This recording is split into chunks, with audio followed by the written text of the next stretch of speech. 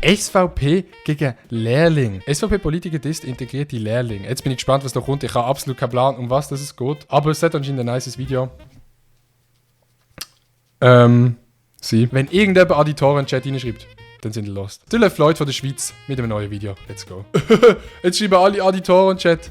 Ja, ich habe genau gewusst, dass sie das machen. Es geht mittlerweile an meinem Herz vorbei. Es ist früher nicht direkt in mein Herz rein, jetzt geht es an meinem Herz vorbei. Mehrere SVP-Politiker haben letzte Woche klein von sich zu reden gemacht. Zuerst postet der SVP-Nationalrat Andreas Glarner auf Facebook ein Bild, wo er Lehrabgänger von Aldi basht, weil sie ihre Lehre erfolgreich abgeschlossen haben, aber nicht schweizerisch genug heissen. Anschliessend gibt es vom Parteikollegen Roger Köppel aufs Dach und der Navin Hofstetter schaltet sich auch wieder ein. Das ist übrigens der. Ja, dann sehe ich wirklich, auch wenn ich nicht so 1A Mikrofonpositionierung. Da ist das Maul und das Mikrofon richtet irgendwo so in den Himmel rauf. Nice. vor in den Spiegel schaue, schwarz für unser Land. Das wird ganz wild heute. Hallo zusammen, ich bin der Elia und schön seid ihr Weißt du, was auch ist? Und zwar meine Brille, weil ich habe sie schon mal hier aufgesetzt. Einfach im Fall, dass in dem Video extremer Cringe seitens SVP vorkommt. Vorneweg ganz wichtig, das Video ist kein Bashen von SVP generell. Es geht wirklich nur um die Politiker, die auch in diesem Video vorkommen. Vielleicht habt ihr es mitbekommen. Der SVP-Politiker Andreas Glarner, das ist übrigens der lieber in seinem Heimatdorf Häuser abreißen, als Asylsuchende zu geben. Hier stand vor 3 Jahren noch ein Zweifamilienhaus unvermietet. Er ließ es kurzerhand abreißen. Das hat er schon mehrfach hier im Dorf angeordnet und er würde es jederzeit wieder machen, sagt er mir. Grüne Wiese statt Flüchtlingsheim. Genau, also hier haben wir erworben, haben Bauernhaus und Scheune abgerissen. Warum das Ganze? Wir hatten Befürchtung, dass der Kanton uns Asylbewerber aufs Auge drücken will. Haben wir gesagt, besser abreißen und auf sicher gehen. Digga, bei so einer Aussage. Wie kannst du so etwas von der Cam sagen, ohne es nicht einfach lustig zu meinen, sondern einfach ernst? Digga, da habe ich absolut keinen Bock mehr. Ich habe so wenig Bock auf den wie auf den Chat gerade momentan. Da muss die Brille aufgesetzt werden, Digga. Er hat mit einem Facebook-Post auf sich aufmerksam gemacht, der aber ein bisschen gegen hinten raus ist. Und zwar in dieser Liste von Lehrabgängern beim Aldi, wohlgemerkt mit Vor- und Nachnamen, postet und dazu Folgendes geschrieben. Die Namen der Lehrabgänger bei Aldi in Perlen. Pünktli, Pünktli, Pünktli. Was will er jetzt damit sagen? Möchte er den Lehrabgänger einfach nur gratulieren? Ist er hässig, weil er selber nicht auf dieser Liste ist? Oder will er echt selber mal wieder in Aldi einkaufen und das Personal kennenlernen? Man weiß es nicht. Nur mal als kurzer Einschub, die Namen auf seinem Post sind nicht zensiert gewesen, das habe einfach ich gemacht. Unter dieser Zensur finde Ehrenbude Elia zensiert natürlich die Namen. So muss das sein. sich nämlich nicht typische Schweizer Nachnamen, wie zum Beispiel Mustafa, Hassan, Schala, Durante oder Pagano. Obwohl, jetzt gibt die letzte einfach italienisch sein, meiner Meinung nach. Aber hey, ich bin kein Experte. Wenn man jetzt also den Post vom Nationalrat Glarner versucht einzuordnen. Der Andreas Glarner, 57, regt sich darüber auf, dass Lernende mit ausländischem Namen ihre Lehre erfolgreich abgeschlossen haben. Nein, das kann ja nicht sein. Er regt sich darüber auf, dass die Lehrstellen nicht von mehr Schweizer sind abgeschlossen worden. Nein, das kann ja auch nicht sein. Wisst ihr was? Er regt sich einfach über etwas auf. Das ist also das, was Politiker gerne machen. Das ist das, was die SVP so macht. Und allgemein Politik, ja. Politik wäre absolut nichts für mich. Irgendwie habe ich so das Gefühl, wenn du in der Politik, ich kann es richtig aussprechen, in der Politik bist, dann tust du dich doch sehr viel auch mit Problemen beschäftigen. Oder meistens beschäftigst du dich nur mit Problemen und probierst irgendwie zu lösen. Und dann habe ich keine Lust drauf und darum bin ich froh, gibt es andere Leute, die das für mich machen. Punkt. Der Beitrag von ihm hat viele Reaktionen ausgelöst. Allein 3400 Reaktionen auf Facebook. Wie zum Beispiel: herzliche Gratulation zum bestandenen Lehrabschluss. Und du sagst, ja, noch viele Personen geschrieben. Oder auch so Sachen wie: Glarner, du bist so ein unverbesserlicher Vollpfosten. Oder du bist als Kind sicher gemobbt worden. Oder auch Leute, die zustimmen, die schreiben, dass der Aldi einfach alles beschäftigt. Oder wenn eine Initiative für die Eidgenossenpflicht lanciert wird. Okay. Leute, die sogar den Bezug zum Rassismus sehen. Und Leute, die einfach absolut rasiert wurden. Kaum integrieren sie sich und machen eine Ausbildung, ist das auch wieder nicht gut. Herr Glarner, kann man es ihnen irgendwie recht machen? Die richtige Entscheidung ist eine Oha, Digga, geiles Hütli, Mann. Das brauche ich auch. Und vor allem der Herr Glarner braucht das wegen dem Schweizer Kreuz. frühzeitige Ausschaffung, um eine solche Überfremdung zu verhindern. Voilà. Nein, mein Lieber, die richtige Entscheidung wäre eher gewesen, wenn Herr und Frau damals verhütet hätten. Okay, die Kommentare, sie gehen rein. Wer aber auch kommentiert hat, ist der SVP-Parteikollege und ebenfalls Nationalrat, der Roger Köpp. Okay, jetzt bin ich gespannt, ob er ihn roastet oder ob er ihn unterstützt. Den kennt man vielleicht aus Aussagen wie: Die SVP ist nicht gegen den Klimaschutz, was immer das ist. Ich habe hier hochgeschaut und mich überzeugt. Wir haben ja ein grünes Logo. Den Witz kann ich jetzt nicht verstehen, weil ich farbenblind bin. Das ist grün. Das ist grün. Und das ist gelb. Chat, bin ich richtig? Grün, grün, gelb. Wir haben ja ein grünes Logo. Und er schreibt, relativ untypisch für ihn, Integration über Lehrstellen und Arbeit ist genau der richtige Weg, viel besser als die Direkteinwanderung in den Sozialstaat. Oha, der SVP-Politiker Roger Köppel plötzlich so nett und links, also was ist denn los? Aber da meldet sich wieder durch Navin Hofstetter und Na, wen interessiert es? er schreibt, hier geht es nicht um Integration, sondern vielmehr darum zu sehen, wie viele Ausländerinnen und Ausländer uns die ungebremste Zuwanderung schon gebracht hat. Integration ist letztendlich eine Frage der Menge. Bro, es ist so eine dumme Aussage. Hat er oder seine Eltern, haben die noch zu der Menge gehört, die erlaubt sind in der Schweiz? Aber alle, die jetzt kommen, die irgendwelche Probleme haben in der Welt, können nicht mit der Schweiz kommen. Nein, ist verboten. Digga, Navin Hofstetter bekommt von mir absolut kein Like auf sein Instagram-Bild. Endlich eine Frage der Menge. Ach, Herr Hofstetter, wenn wir wirklich drüber reden. Also, ich interpretiere seine Aussage so. Laut dieser Logik wäre es ja besser, lieber 100 Menschen mit Migrationshintergrund zu nehmen, die keine Lehrstelle und keine Ausbildung haben, anstatt 500, die einen Lehrabschluss haben. Das ist nur ein Beispiel und nicht meine Meinung. Aber ich weiss nicht, ob ich das richtig verstehe. Wisst ihr was?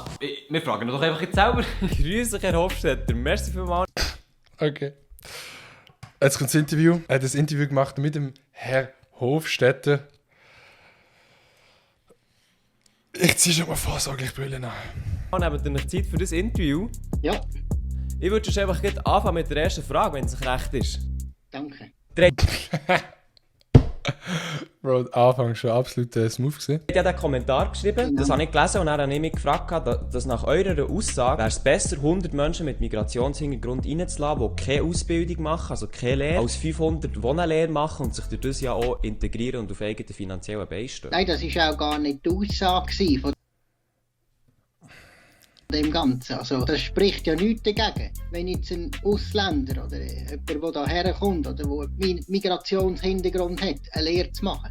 Aber das war ja gar nicht das Thema von diesem Post. Wir wollten mit dem Post einfach zeigen, damit, dass wir doch schon gewisse Gebiete haben und Regionen haben oder Branchen haben, wo ja sogar der Schweizer in eine Minderheit geraten. Und Ja, vielleicht Politik.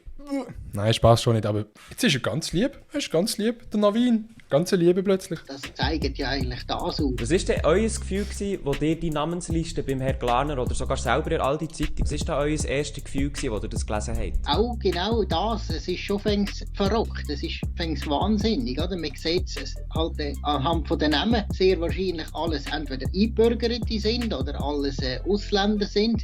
Nichts dagegen, dass all denen eine Chance gibt, um eine Lehre zu absolvieren. Nichts gegen das. Man sieht einfach, dass man bereits den Schweizer hat, der in eine Minderheit geraten. Und wir haben in diesem Land ja einen Minderheitenschutz. Und dann müsste man ja den schon bald einmal abschaffen.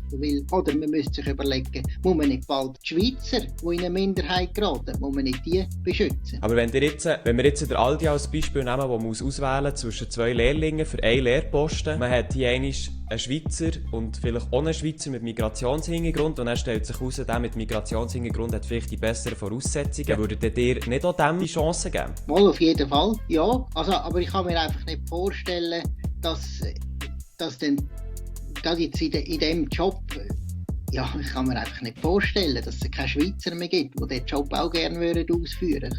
Ah, das war ein gutes Argument gewesen. Hätte kein Wort mehr gefunden, glaube ich. Aber er tut sich ein bisschen selber widersprechen. Weil ich ja vorhin gesagt habe, es hat zu wenig Schweizer, aber dann mit dem Beispiel, wenn ein Ausländer die bessere Voraussetzung hat oder vielleicht die bessere Noten in der Schule, dass dann halt das Geschäft eher der wird nicht und dann sagt er wieder ja.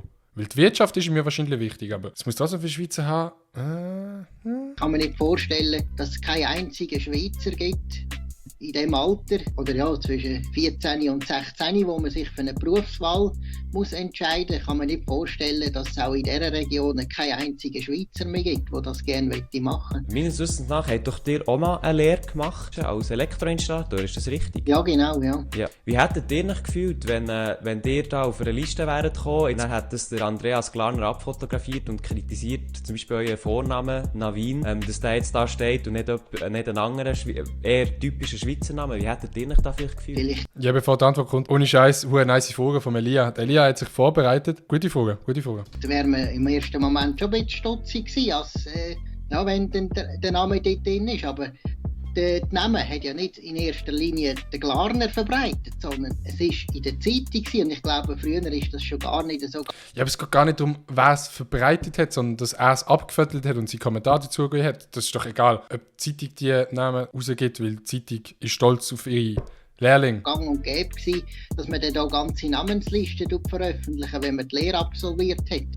Ohne Scheiß, das ist ja ganz normal. Leute, ich weiß nicht, wer von euch eine Lehre macht. Chat, macht irgendjemand von euch eine Lehre? Aber es ist doch ganz normal, dass im Heftli von einem Unternehmen, gerade wenn es ein großes Unternehmen ist, sei es eine Bank, irgendetwas, dann stehen in dem Heftli die Leute drin, die die Lehre absolviert haben oder bestanden haben. Das ist ja ganz normal. Stehen die Namen immer drin. Steht immer drin. Das kannst du bei jedem Betrieb schauen, weil jeder Betrieb ist ja stolz, wenn Lehrlinge abgeschlossen haben. Die Diskussion um die Namen ist herbeigeführt von den Gegnern vom Glarner. Also, es geht ja nicht um einzelne Namen. Es geht darum, ums Gesamtbild. Und im Moment ist in diesem Land, habe ich das Gefühl, dreht sich alles nur noch um die Integration, um das Thema Rassismus, sind alles Sachen, die ich bald nicht mehr hören kann. Okay, man merkt, der Navin Hofstetter ist ein geübter Politiker, der an seiner Meinung festhält. Was hat man anders gedacht? Der Andreas Glarner selber sagt gegenüber dem Blick, dass es nicht rassistisch ist gemeint war, was er gepostet hat und auch nicht gegen die Lehrlinge, sondern dass er nach eigenen Aussagen auf die regelrechte Überfremdung von Schweiz aufmerksam machen. Aber was meinst du dazu? Denkst du, wir haben eine Überfremdung in der Schweiz? Oder siehst du sogar einen rassistischen Zusammenhang? Also ich glaube ja, dass der Herr Glarner einfach selber eine Lehre beim Aldi machen und leider nicht ist zugekommen. Das gibt's halt. Natürlich auch, das ist ja klar. Merci auch an Navin Hofstetter. Nein, okay, es reicht. Merci mal an euch, Herr Hofstetter, für eure Zeit und an euch in den Kommentaren. Weiter bleibt sachlich und nicht beleidigen oder so. Lasst doch ein gratis Abo auf diesem Kanal da, wenn ihr mehr Videos wollt sehen von dem, wo in der Schweiz abgeht. Ich bin der Elia, merci mal und tschüss zusammen. Eigentlich können wir schon den Navin Hofstetter fragen. Ich frage ihn einfach mal. Guten Tag, Herr Hofstetter. Würden Sie für ein kurzes Interview heute oder morgen zur Verfügung stehen? So, mal schauen. Schon eine Antwort. Guten Tag, Frau Rohrbach.